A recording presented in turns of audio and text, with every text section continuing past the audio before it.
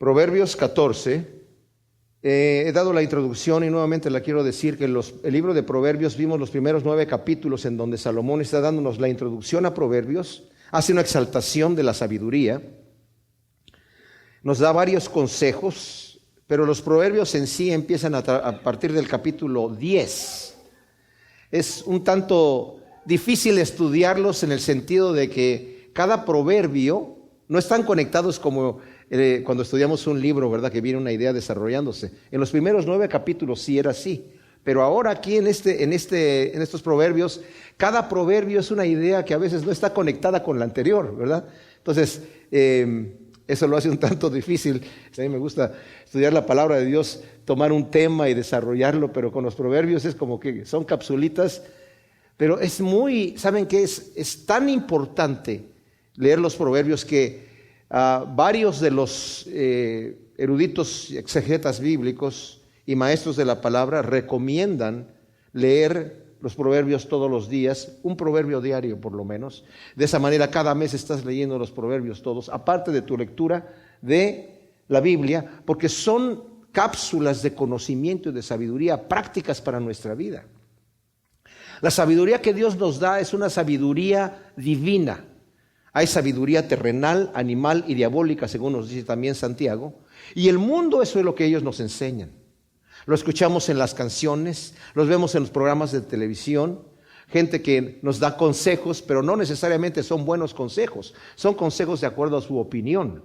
Dios nos da consejos y Dios nos da sabiduría. Y las verdades que nos da Dios, para el hombre natural, les son locura, dice la Escritura. No las puede entender. Por eso a veces cuando leemos ciertas verdades bíblicas decimos, oye, aquí ya se le pasó la mano a la Biblia. Porque estamos acostumbrados a una sabiduría humana. Estamos acostumbrados al conocimiento que el mundo nos ha dado, pero Dios viene a decirnos no. Él viene a rayar la cancha de diferente manera. Él viene a rayar la cancha como la cancha es. ¿Saben qué, mis amados? Dios es el creador de nosotros. Cuando después entremos al capítulo 9, 10 y 11 de Romanos, nos vamos a dar cuenta que nosotros no podemos altercar con Dios. Él es el que nos hizo, Él es el que dictó las leyes. Nos guste o no nos guste, ¿verdad? Claro que si somos sabios y nos acercamos a Dios, nos vamos a dar cuenta que todo lo que Dios tiene para nosotros es bueno, agradable, pacífico. De hecho, cuando Santiago nos dice, la sabiduría divina es pacífica. Es llena de amor, llena de misericordia. La sabiduría del mundo es de pleito, es de envidia, es de orgullo, ¿verdad? Entonces lo que Dios nos está dando aquí son realmente tesoros. Y en los proverbios vemos nosotros el contraste generalmente entre el justo y el injusto, entre el diligente y el perezoso. Entre el que dice la verdad, el que dice mentira, el que obra bien y el que obra mal, el que obra con justicia y honestidad y el tramposo. O sea, todos estos contrastes, porque hay gente que le gusta el mal y le gusta el pecado y le gusta hacer lo contrario a lo que Dios quiere, y pues nos está dando esta sabiduría aquí el Señor a través de Salomón para que entendamos el fruto de lo que viene cuando obedecemos al Señor. Y el fruto de lo que viene cuando lo desobedecemos, como dice Deuteronomio, te he puesto delante de ti el camino del bien y la vida, el camino del mal y la muerte. Entonces Proverbios 14 nos dice en el primer versículo, la mujer sabia edifica su casa, la necia con sus manos la derriba. Como dije, este es un proverbio que nada más está hablando acerca de eso. Más adelante en el proverbio 31, todo el proverbio vuelve otra vez a tocar un tema maravilloso acerca de la mujer virtuosa, ¿verdad? Y aquí justamente está hablando de eso. La mujer que es sabia edifica su casa, la necia con sus manos la derriba. Uno de los consejos que he dado yo en matrimonios, ¿verdad?, es que cuando están en pleito la pareja y está cada uno demandando para sí, lo comparo yo a un edificio. Le digo, cada uno de ustedes dice, este ladrillo es mío. No, es mío, este es mío, no, pero entonces estos 2 son míos, estos 3 son míos. Y al rato no hay casa. Pero cuando tú, en vez de demandar para ti, das, Tú pones un ladrillo, ella pone otro ladrillo, después tú pones 2, ella pone 3 y así van. Al rato van a tener un castillo. Porque en la relación del hogar y de la familia y en cualquier relación, el dar es más bienaventurado que recibir. Y aquí está diciendo que la mujer que es sabia edifica su casa. ¿Cómo la edifica? Dando. La edifica, cuando ustedes leen el Proverbio 31, es una mujer diligente, trabajadora, no tiene excusas, hace lo que tiene que hacer. En la familia, en el matrimonio, pero en la familia también, en cualquier amistad. Cuando hay que pedir perdón, nada más. Y hay que humillarse, hay que bajar la cabeza, porque el orgullo nada hace. En un matrimonio, sobre todo en el hogar que está diciendo aquí, cuando yo estoy hablando con mi esposa y si estuvamos discutiendo un tema y estamos en un argumento y yo solamente quiero sacármelo del pecho y lo voy a decir así, lo único que va a hacer es insultar, pero a ella no le va a llegar. ¿Para qué lo digo si no hay oído que escuche? ¿Para qué digo la palabra si no hay oído que escuche? Y si lo digo cuando estoy alterado, seguramente lo voy a decir mal. ¿Cómo edifica una mujer sabia su casa? Sirviendo al Señor, sirviendo a su marido y a sus hijos como sirve al Señor. Lo mismo se aplica al varón. De hecho, principalmente el varón es la cabeza del hogar. Él es el primer edificador de su casa. Tiene que someterse al Señor, seguir sus instrucciones, amar a su esposa como Cristo amó a la iglesia. Pero aquí no se está hablando acerca de la mujer, aunque se aplica también al varón. Pero la que es necia, con sus propias manos la derriba. A mí no me importa lo que tú me dices, a mí no me importa lo que tú pienses y lo que aquel piense, yo voy a hacer lo que yo quiero. Y al final se queda sin nada, ¿verdad? Es lo que nos está diciendo aquí. El que anda en su rectitud teme a Yahvé, pero el de caminos torcidos lo desprecia. Ahora, hay una consecuencia en el temor de Yahvé, que es la justicia, la rectitud, la santidad. Vivir literalmente como Dios manda va a ser de mí una persona que teme a Dios, que anda por el camino recto. Pero el que quiere andar en caminos torcidos, el que le gusta el pecado, no quiere saber nada de Dios. ¿Por qué la gente no quiere saber cosas de Dios? Si Dios solamente quiere el bien, porque quieren andar en su pecado. Y como no quieren dejar su pecadito, porque para ellos es sabroso, aunque solamente lo disfrutan por un momentito y les deja un mal sabor de boca, nunca han experimentado el camino de la justicia y no saben la delicia que hay en servir al Señor, no les interesa, quieren vivir en pecado y desprecian a Dios. De la boca del necio brota la vara de la soberbia, pero los sabios son preservados por sus labios. Dice la Nueva Traducción Viviente: las palabras arrogantes del necio se convierten en una vara que lo golpea a él mismo, pero las palabras de los sabios los protegen. Este es el contraste entre el fruto de las palabras del necio y del sabio. O sea, el que es necio, sus propias palabras, aunque las diga con arrogancia y por necedad, van a ser vara que le va a dar a él mismo en la espalda, ¿verdad? Donde no hay bueyes, el establo está limpio, pero mucho rendimiento hay por la fuerza del buey. O sea, aquí es bastante lógico, ¿verdad? Si quieres un establo limpio, no vas a tener que tener animales, pero tampoco tienes la fuerza del animal. Cuesta trabajo ensuciarse las manos para trabajar. Te las vas a tener que lavar, pero tienes la fuerza del producto de tu trabajo. Hay gente que no quiere ensuciarse literalmente las manos para trabajar y ¿saben qué sucede? No tiene nada. No tiene nada. Y por eso es lo que está diciendo aquí este proverbio, ¿verdad? Donde no hay bueyes, el establo está limpio, sí. No trabajas y no quieres hacer nada, de todo está perfecto por ahí, pero no tienes nada, no tienes el producto, no hay el producto del rendimiento de la fuerza del buey. Te tienes que ensuciar las manos, te las vas a tener que lavar, pero si no te las ensucias no hay trabajo. El testigo veraz no miente, el testigo falso respira mentiras. Bueno, esto es demasiado sencillo, ¿verdad? Es simple y sencillamente lógico. El burlador busca la sabiduría y no la halla, pero el conocimiento es fácil para quien tiene discernimiento. El burlador busca la sabiduría y no la halla. Cuando alguien pregunta si la prueba en la escuela es difícil o no, pues si te sabes las respuestas es fácil. Pero si no estudiaste, pues va a ser muy difícil.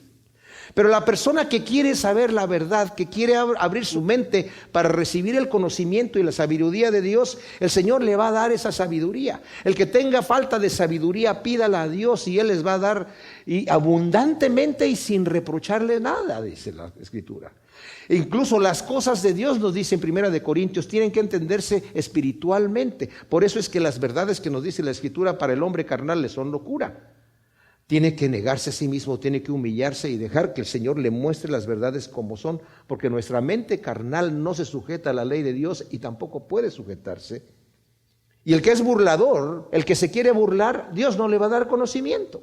Aunque busque la sabiduría, va a encontrar necedad, va a encontrar mentira, porque no tiene el oído abierto para escuchar la verdad. Y el Señor dice que los entrega a una mente reprobada. Estamos hablando de gente inteligentísima, con muchísimo conocimiento, pero conocimiento equivocado. Y tenemos grandes pensadores que son ateos y hablan de la evolución y todas estas fantasías, ¿verdad?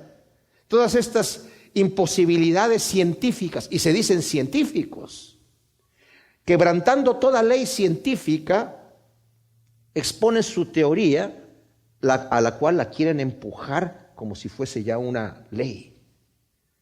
Buscan la sabiduría y no la encuentran porque son burladores. Apártate de la presencia del necio, no percibirás en él labios sabios. O sea, te andas juntando con el necio, al final vas a terminar necio. Apártate de él, porque no vas a encontrar sabiduría. Aquella persona que siempre le está poniendo un pero a las verdades de la Escritura. No, lo que pasa es que ahí ustedes sí son hipócritas, ustedes son falsos, en la iglesia está llena de puros hipócritas. No, yo no quiero acercarme con ustedes porque, apártate de esa gente, porque son necios. No vas a escuchar ninguna cosa sabia de este tipo de personas. Además son burladores y no tienen sabiduría. Pero dice el versículo 8, discernir el camino es sabiduría del sagaz, pero la necedad de los necios es puro engaño. Este sí va ligado a los dos anteriores que vimos. Dios da sabiduría al que es sagaz para saber cómo conducirse en la vida. El que quiere saber, Dios le da y tendrá más. Pero el que no quiere, aún lo que tiene, le va a ser quitado. De manera que el que es necio va a terminar en su necedad, en el puro engaño, en esa sabiduría terrenal, animal, diabólica. Se burla el necio del pecado, pero con los rectos hay complacencia. Dice la Nueva Versión Internacional, los necios hacen mofa de sus propias faltas, pero los íntegros cuentan con el favor de Dios. Qué increíble, ¿verdad? El necio se ríe de su pecado, lo cuenta con gracia, está orgulloso, no le importa, no le da vergüenza el pecado, se mofa de su pecado. Y como nos dice aquí en el 31, ¿verdad? El que oprime al menesteroso afrenta a su hacedor. O sea, realmente el que es necio se ríe de su pecado, pero afrenta a Dios. Pero el que es recto se complace en hacer la voluntad de Dios y honra a Dios y cuenta con el favor de Dios. El que es recto. O sea, tiene por todos lados que ganar. Honra a Dios, cuenta con el favor de Dios. El corazón conoce su propia amargura y en su alegría no participa el engaño. Lo que nos está diciendo es que solamente la persona que experimenta el dolor o el gozo de la circunstancia conoce las profundidades. O sea, yo sé que hay gente que dice, yo sé por lo que estás pasando, pero en realidad la persona que está pasando por esa situación es la única que está realmente conociendo el asunto a fondo, es lo que nos está diciendo aquí. No obstante, 2 Corintios, en el capítulo 1, versículo 3 y 4, nos dice que el Señor a veces nos permite pasar por circunstancias difíciles y por pruebas, por medio de las cuales necesitamos nosotros recibir consolación, para que después nosotros podamos consolar a otros que están pasando por la misma situación. O sea que a veces el Señor me permite pasar por una circunstancia simplemente para hacerme un instrumento de consuelo. Para que cuando otro esté pasando, porque fácil es para cualquiera que ha pasado por una circunstancia decirle a alguien, mira, yo ya pasé por allí.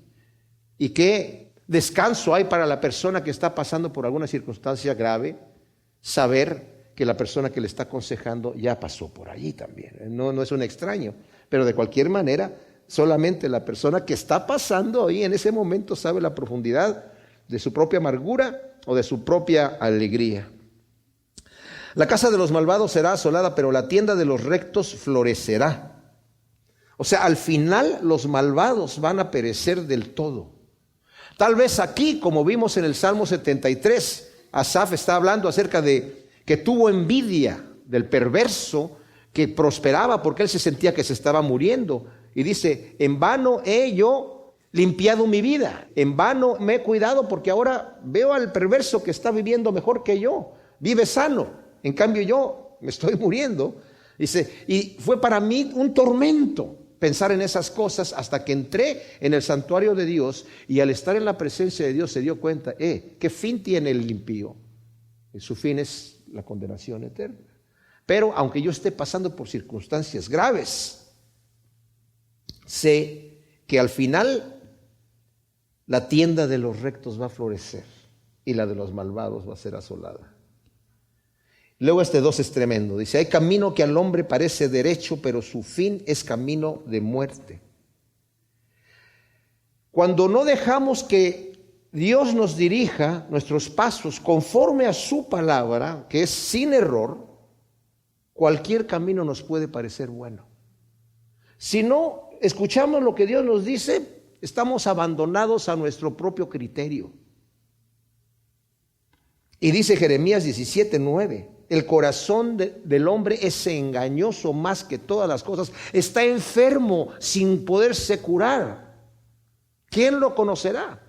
Y dice, yo, Yahvé, conozco el corazón del hombre. Pero para el hombre es engañoso, se engaña a sí mismo. Hay camino que le parece bueno al hombre, pero el fin, dice, es un camino de muerte. Satanás es el engañador y maestro de mentira. Y cuando desechamos el consejo de Dios, mis amados, estaremos siguiendo el consejo del diablo, que ha venido a robar, a matar y a destruir. Si no escuchamos a Dios, estamos a expensas del engañador. ¿Y saben qué sucede? Nos va a engañar, nos va a engañar. Por otro lado, hay camino que al hombre le parece bueno, pero si no es Cristo Jesús, es un camino de engaño. Cristo Jesús dijo, yo soy el camino, la verdad y la vida, y nadie viene al Padre sino por mí. Eso es tropiezo para muchísima gente. O que cerrados. ¿Que no todos los caminos llevan a Roma? ¿Saben qué? No. Hay unos que nada más llegan a un pueblito y ahí se terminó. No todos los caminos llevan a Roma. No, todas las religiones llevan a Dios. En cierta manera sí, porque todos van a dar cuenta delante de Dios. Pero no los va a llevar al cielo. Porque solamente hay un camino, y dijo, yo soy el camino, la verdad y la vida. Solamente hay un camino, solamente hay una verdad. En cuanto a eso también, el Señor Jesucristo le dijo a Pilato, yo para esto he nacido, para dar testimonio de la verdad. Porque lo que Dios nos dice, mis amados, no la religión, porque hay religiones que están basadas en la Biblia, ¿está de acuerdo? Qué bueno, qué bonito. Hay religiones que no están basadas en la Biblia, pero no es lo que diga la religión o la denominación. La palabra de Dios queda encima de todo como juez para juzgar cualquier doctrina, cualquier interpretación, cualquier exégesis de la misma palabra. La Biblia se mantiene por encima, dando la luz para aprobar o desaprobar, aunque dice ahí. Y hay un camino que al hombre le parece bien, pero su fin es camino de muerte. Cualquier otro camino que no es Cristo Jesús es un camino de muerte, mis hermanos. Es un camino de mentira. También entre risas llora el corazón y la alegría termina en aflicción. O sea, no todo lo que brilla es oro. Dice la Nueva Traducción Viviente, la risa puede ocultar un corazón afligido, pero cuando la risa termina, el dolor permanece. También entre risas llora el corazón y la alegría termina en aflicción. Cuando la persona está fingiendo y termina, después la aflicción sube. El insensato se hartará de sus propios caminos, pero el hombre bueno estará satisfecho con el suyo. Dice la Reina Valera de 1960, de sus caminos será hastiado el necio de corazón, pero el hombre de bien estará contento del suyo. Ahora, La palabra aquí que dice insensato, yo lo acabo de leer, el insensato, o también dice el necio de corazón, algunas de sus traducciones, como la Reina Valera de 1960. La palabra es sog o sug y leid, que literalmente quiere decir el que es descarriado de corazón, el que se ha regresado, el que empezó bien, pero se regresó. Entonces imagínense, el que está apostatando, el que se está regresando en su corazón, ni siquiera lo tiene que hacer afuera, lo está haciendo internamente, se está volviendo al mundo. Como el pueblo de Israel que estaba en el desierto ya, dice la Escritura, pero sus corazones se volvieron a Egipto, no podían ir para allá. Pero en sus corazones querían regresarse y todo el tiempo querían regresar. No, nos sacaste aquí a morirnos ya, mejor nos hubiéramos muerto allá. Nos iba mejor sirviendo como esclavos allá en Egipto que aquí. Pero si en Egipto estaban clamando, los estaban matando. No se acordaban. Fíjense que ese es un truco de la carne y del diablo. Nos acordamos del pecado solamente de lo bonito, pero no nos acordamos del dolor y el mal sabor que deja. La persona cuando se involucra en pecado, en una relación ilícita, solamente está pensando en lo bonito. No piensa en la consecuencia que va a venir después, de lo trágico que va a suceder. Además, el pecado nunca sacia al pecador, nunca. Pero la justicia satisface al que es recto. El siervo que se descarría y se regresa al pecado vive miserable y no es apto para el reino de Dios. El que ya conoció la palabra del Señor y se regresa vive miserable porque ya ha conocido la verdad. En Lucas 9, 61 y 62 el Señor le dijo a un joven que le dijo: Señor, yo te voy a seguir, pero déjame primero que me despida de los míos. Le dijo: cualquiera que pone la mano en el arado y voltea para atrás no es digno, apto para el reino de Dios. Nos dice Génesis 19, 26 que cuando Lot iba saliendo de Sodoma y Gomorra con su familia, los ángeles le dijeron: no volteen para atrás. Y la mujer de Lot volteó para atrás y se convirtió en pilar de sal. Y esto no quiere decir que nada más volteó para atrás y quedó ahí así como pilar de sal. Quiere decir que empezó a caminar para atrás, empezó a regresar. El que pone la mano en el arado y voltea para atrás no solamente que traía un espejito retrovisor en el arado, sino que empezó a caminar para atrás. El que ha emprendido el camino de la justicia y se regresa no es apto para el reino de Dios porque en su corazón ya se regresó. Y lo que dice aquí es eso: aquel que en su corazón ya se regresó al mundo se va a hartar de sus propios caminos. Al final va a decir: ¿para qué me regresé? Aun por mucho pecado que tenga, estoy harto y quiero vomitar el pecado que he cometido. Qué terrible, porque eso es lo que sucede. Proverbios 14, 15, continúa Salomón hablándonos estas cápsulas de sabiduría divina. El simple cree cualquier cosa, pero el prudente mide bien sus pasos. Es impresionante lo fácil que la gente cae, influida por los medios de comunicación, porque lo escucharon en el noticiero, porque lo dijo fulanito de tal, porque lo dijo perenganito en su programa tan importante. Y son gente de respeto, son gente que por eso tienen esos programas y ganan tantísimo dinero, ¿verdad? Porque el simple cree cualquier cosa. Todo lo que es políticamente correcto, todo lo que es popular, ¿verdad? El hablar del pecado no es políticamente correcto. El condenar el pecado no es políticamente correcto, mis amados, entre el mundo. El mundo lo que quiere escuchar es: déjame a mí tranquilo, hacer lo que a mí se me pega la gana. ¿No han escuchado esa frase muchas veces? Para ti está bien lo que tú estás haciendo, a mí déjame como estoy. Pero el prudente dice, mide bien sus pasos, se guía por la sabiduría divina, escucha lo que Dios tiene que decir y su mente es transformada. Ese versículo en Romanos 12, 1 y 2 que dice: presenta tu cuerpo como sacrificio vivo, santo, agradable a Dios, que es lo que sabes que tienes que hacer. la manera en la que tienes que agradar a Dios. No conformándote a este mundo, a este siglo, sino renovando tu mente, que tu mente sea renovado por la transformación de la palabra de Dios. Nuevamente, la palabra de Dios va a transformar mi mente equivocada para que compruebe la voluntad de Dios agradable y perfecta. No es una voluntad allá, no es una verdad de Dios, es la verdad y es lo que es. El que se deja guiar por el Señor, el prudente, mide bien sus pasos porque sabe, esto es lo que Dios me permite hacer, esto es lo que Dios me ha dicho que está bien hacer y esto está mal, entonces me voy a apartar del mal. O sea, cuando Dios nos dice, he puesto delante de ti dos caminos, el del bien y la vida y el mal, la muerte, no nos dice, bueno, adivina cuál es cuál, no, nos da la instrucción. Este es el buen camino. Paso 1, paso 2, paso 3, paso 4. El Señor nos lleva paso por paso en el buen camino cuando queremos hacerlo.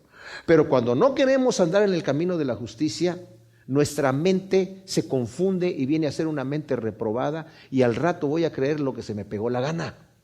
Y mucha gente viene a la iglesia, se sienta en las sillas, canta los cantos, ¿verdad? Pero a algunos les entra la palabra por un oído y les sale por otro, porque al final cuando salen hacen lo que quieren. Y hay otros que son prudentes, escuchan lo que el Señor les está hablando, no lo que yo les estoy diciendo, lo que el Señor les está diciendo y lo que están leyendo en su palabra, y van a medir bien sus pasos. Ese es el prudente. Pero el simple cree cualquier cosa. El sabio teme y se aparta del mal, mas el necio se lanza confiado. Nuevamente va pegado al anterior, ¿verdad? El que es sabio teme y se aparta del mal, pero el necio se lanza a hacer el mal, sin medir las consecuencias, sin medir las consecuencias del vicio, sin medir las consecuencias del crimen, sin medir las consecuencias del pecado. Aunque la paga del pecado es muerte, él cree que puede violar la ley, pero dice, no te engañes, dice Gálatas, Dios no puede ser burlado. Todo lo que el hombre siembra, eso va a cosechar. Es una ley que está ahí. La ley de la semilla y del fruto. Y luego dice, el rápido en iras obra neciamente, el hombre malicioso será aborrecido. O sea, el que se aira rápidamente obra necia e imprudentemente. Y el hombre que es malicioso también va a ser aborrecido. Los que hacen maldad van a ser aborrecidos. Cuán importante es saber controlar nuestra ira. Cuando estamos enojados, tener cuidado, porque el que es rápido en iras obra neciamente. Nunca es bueno reaccionar. La Biblia dice, airaos, ¿pero qué? No pequéis. O sea, no es que vamos a airarnos todos ahorita. No, te dice, está bien que te enojaste, pero tranquilízate, ¿verdad? No reacciones a esa ira que tienes. Los simples se adornan con la necedad, pero el prudente se corona de conocimiento. A los simples les gusta mostrar su propia necedad a todos. Aquí en el 13, en el Proverbios 13, la segunda parte del versículo 16, el 16 dice, el sagaz actúa con prudencia, pero el necio hace manifiesta su necedad. O sea, la anda publicando, ¿verdad? Pero el prudente se corona de conocimiento. Los malos se inclinarán ante los buenos y los impíos ante las puertas del justo. Eventualmente, en este momento todavía no vemos este resultado y el beneficio de la justicia, pero eventualmente vamos a ver eso, donde el Señor dice que va a poner a sus enemigos por estrado de sus pies y nosotros sentados en lugares celestiales con Él. El pobre es odioso aún a sus parientes, pero muchos son los que aman al rico. Ahora, aquí no está condenando al pobre, simplemente está diciendo la persona que desafortunadamente no tiene mucho, nadie lo quiere, ni su propia familia, ¿verdad? Y el que es rico, todo el mundo se le acerca, ya mira, amigo mío, ¿verdad? Muchos son los que aman al rico. El que menosprecia a su prójimo peca, pero el que se compadece de los pobres es bienaventurado. El contraste con el proverbio anterior, es un pecado menospreciar y aborrecer al prójimo, especialmente al que es pobre, ¿verdad? Especialmente al que es pobre. Más adelante nos va a hablar del pobre, quiero dejarlo ahí en puntos suspensivos, ¿verdad? Pero nos va a hablar del pobre y ahí vamos a explicar un poquito más acerca de este proverbio. No yerran los que piensan mal, pero misericordia y verdad experimentan quienes meditan el bien. O sea, los que hacen mal, yerran. Los que están pensando en el mal, están errando. Pero hay misericordia y verdad para quienes meditan en el bien. Cuán importante es que nosotros podamos pensar, meditar en las cosas que Dios nos dice y entenderlas. David decía, me encanta meditar en tu palabra, porque en el momento de meditar en la palabra de Dios, ahora ya entiendo por qué el Señor me está diciendo esto. Qué hermoso es la misericordia. Meditar en poner la otra mejilla, meditar en orar por mi enemigo. Al principio esas cosas me parecían, ay Señor, como ilógicas. No me gustaba escuchar eso.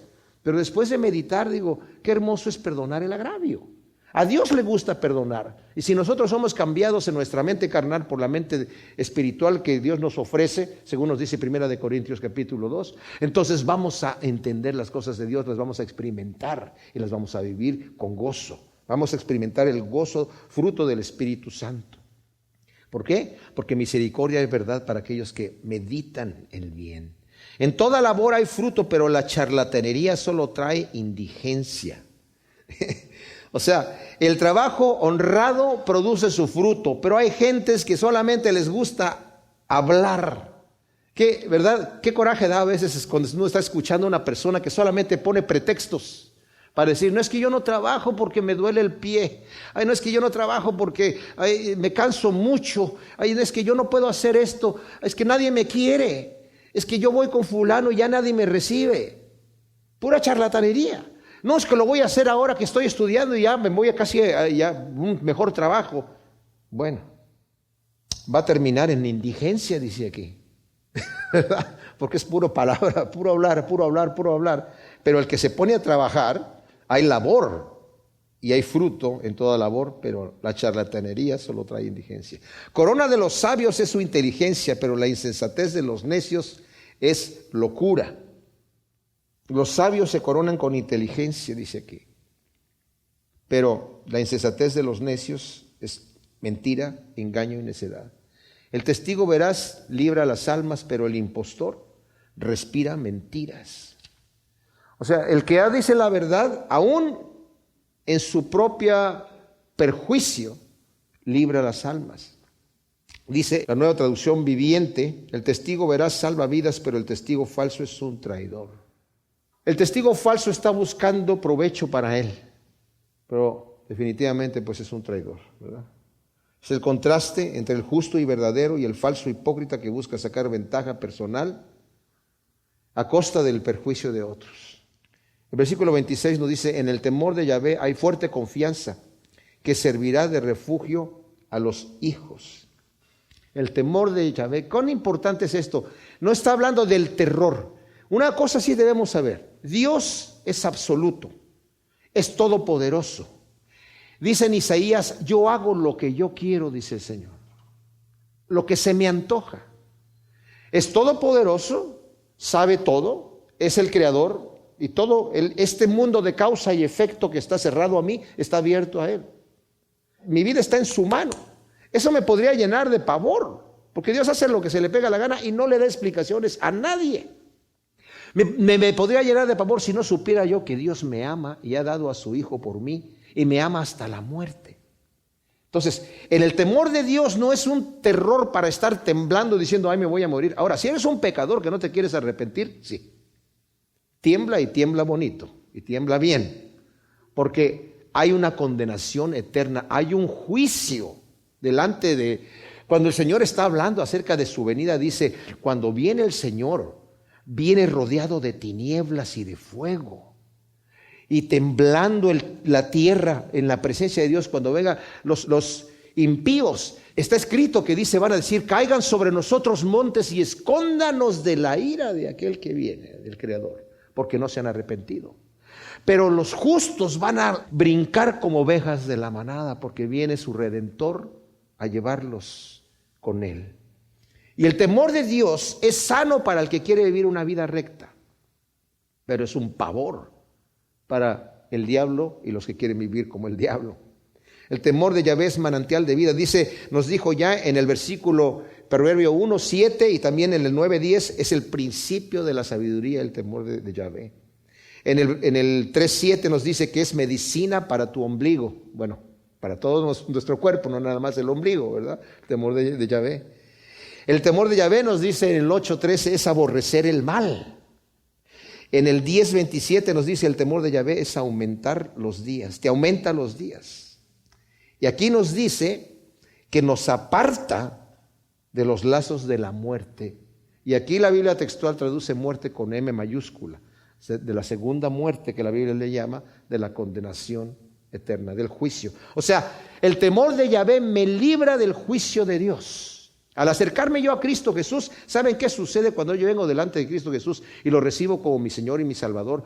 Todo ese decreto que estaba en contra mía es colgado en la cruz, de manera que cuando yo ya llego ahí tengo un récord limpio. Y no me va a decir el Señor, mira Alejandro, hiciste esto y esto y esto y esto. Ay, sí, Señor, sí. Y esto y esto y esto. Ay, sí, no, Señor. No, y además esto y esto. Ay, sí, sí, no, sí, Señor, ya. Pero tranquilo, ya te perdoné. Ya, pásale por aquí. Y así medio avergonzado. No va a haber mención de nada, porque ese récord ya fue roto. Dice, yo tus pecados los he lanzado como si estuvieran debajo del mar y no me voy a acordar de ellos más. No se van a mencionar. Pero el que no se puso a cuentas con el Señor aquí, los libros van a ser abiertos. Y todo pensamiento escondido y toda cosa oculta va a ser expuesta. Tremenda cosa, ¿verdad? Aparta de los lazos de la muerte el temor de Yahvé. En la multitud de pueblo está la gloria del rey y en la falta del pueblo la flaqueza del príncipe. Este proverbio solamente está diciendo, ¿verdad?, que hay una bendición en ser una nación numerosa, pero es triste para un rey tener una nación muy pequeñita. Es todo lo que dice esta cosa aquí. El que tarda en airarse es rico en entendimiento, pero el impaciente de espíritu exalta la necedad. Otro versículo más que nos habla acerca de la prudencia en airarse. El Señor nos habla, mis amados, que tenemos que estar guardándonos en nuestra ira, como dije yo. Está bien que te aires, pero no peques, ¿verdad? Sobre todo nuestras relaciones familiares también.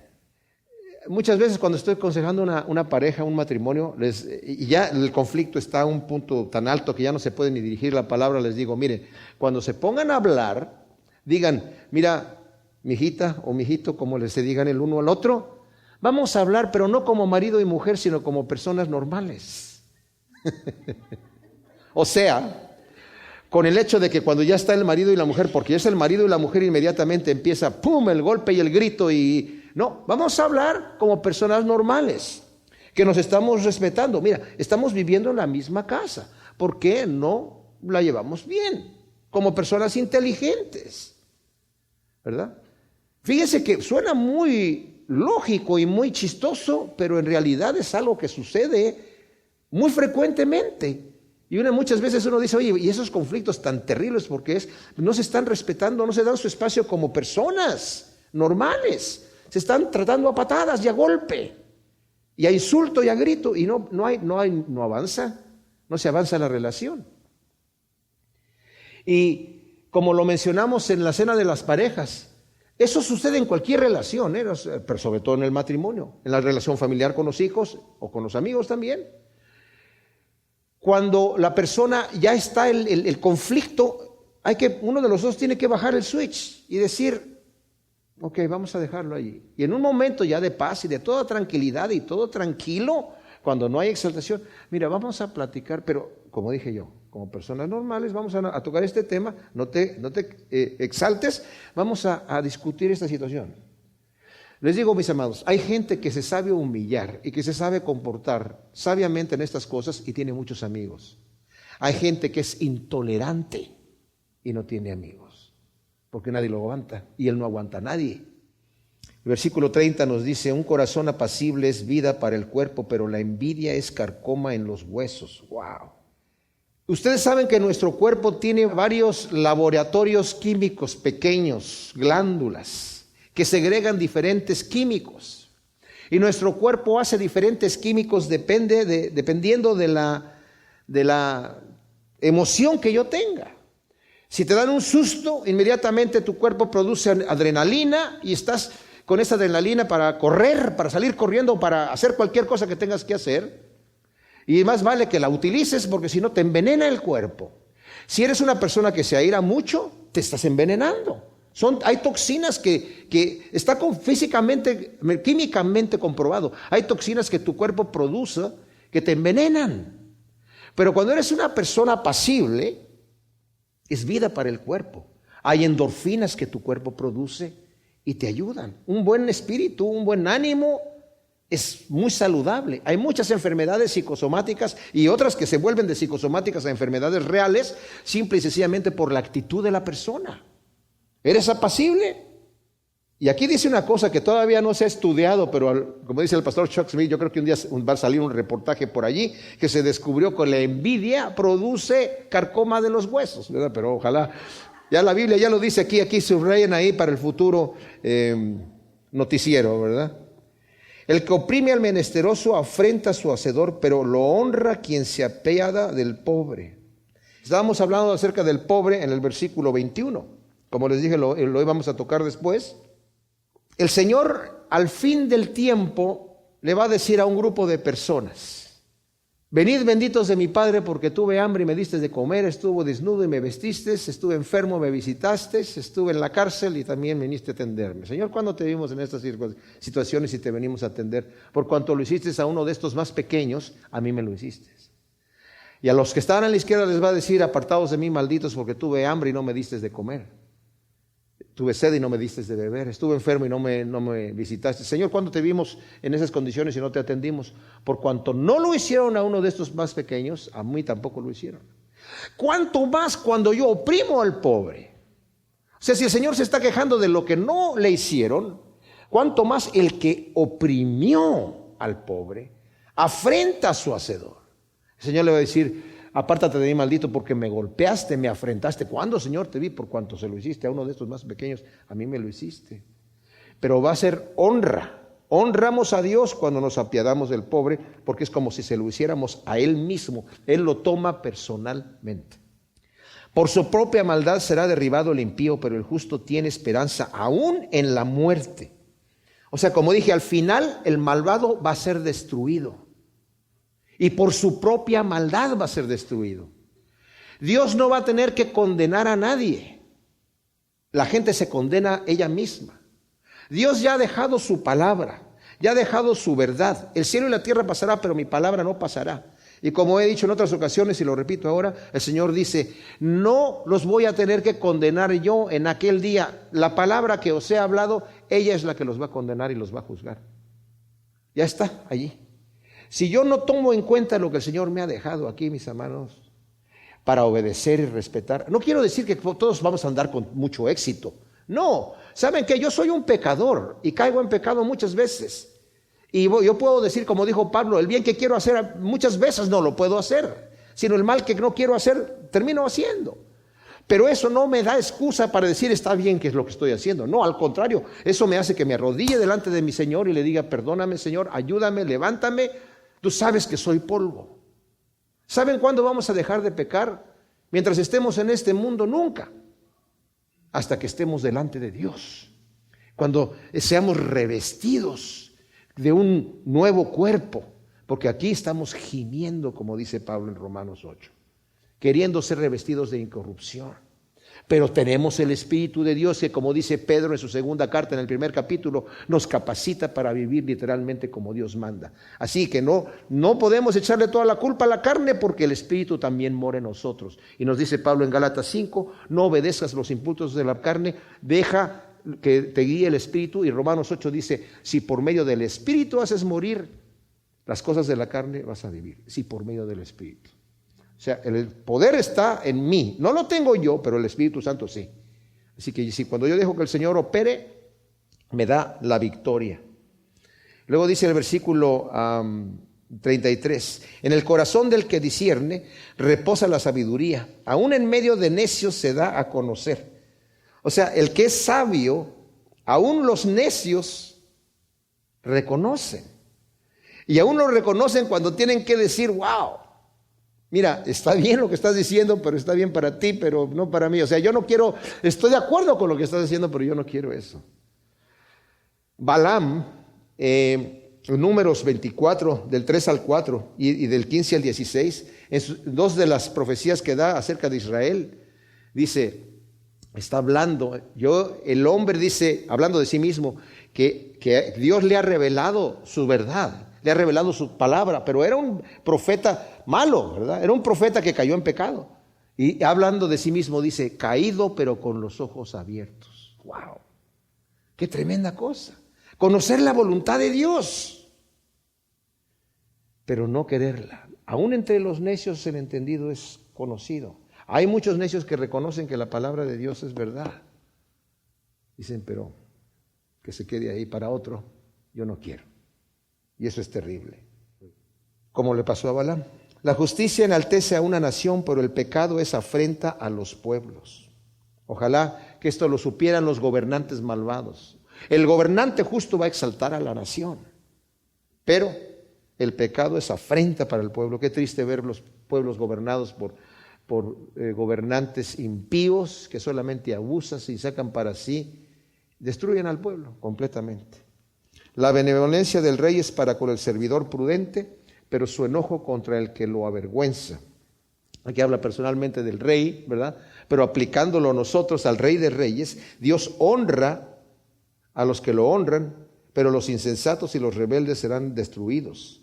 Los humildes serán ensalzados y los arrogantes serán abatidos. Gracias, Señor, te damos por tu palabra. Te pedimos, Señor, que siembres estos tesoros que hemos leído aquí, Señor, estas joyas en tus proverbios, en nuestro corazón, para que vivamos de acuerdo a tus estatutos, Señor, y que esa semilla quede sembrada en buena tierra para que produzca sus frutos 100 por 1 en el nombre de Cristo Jesús. Amén.